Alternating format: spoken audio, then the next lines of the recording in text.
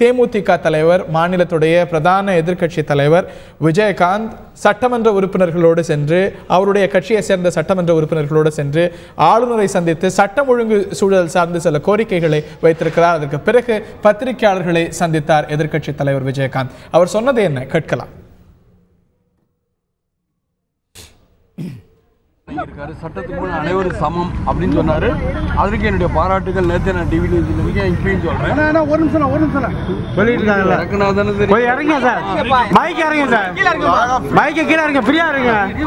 இது தெரியும் மறைக்காம இருக்கணும். இல்லாட்டி நான் போயிட்டு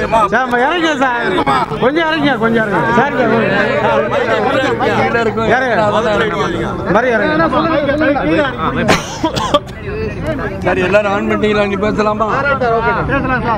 மைக்கேல் டி குங்கா நல்ல தீர்ப்பை தைரியமா வழங்கியிருக்காருன்னு நேற்று நான் டிவி சொன்னேன். அதேதான் இங்கேயும் சொல்லியிருக்காரு. அப்ப கவர்னர் அங்க வந்து சட்டம் ஒழுங்கு ரொம்ப பாதிச்சிருக்கு, சட்டம் ஒழுங்கு இந்த மாதிரிலாம் இருக்குன்னு சொன்னேன்.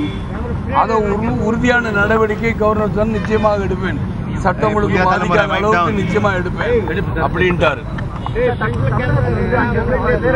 இருங்க இருங்க, அதே மாதிரி சட்டம் ஒழுங்கு பாதிக்காத எடுப்பேன். அதே மாதிரி நான் மற்ற டிஸ்கஷன் பண்ணேன்.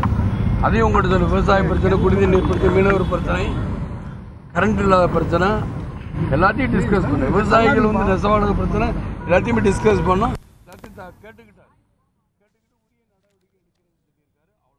தேமுதிக தலைவர் மாநில எதிர்க்கட்சி பிரதான தலைவர் விஜயகாந்த் மாநில ஆளுநர் ரோசையாவை சந்தித்துவிட்ட பிறகு பத்திரிகையாளர்களை சந்திக்கக்கூடிய காட்சிகளை அவர்களிடம் தெரிவிக்கக்கூடிய தகவல்களை பார்க்கின்றோம்.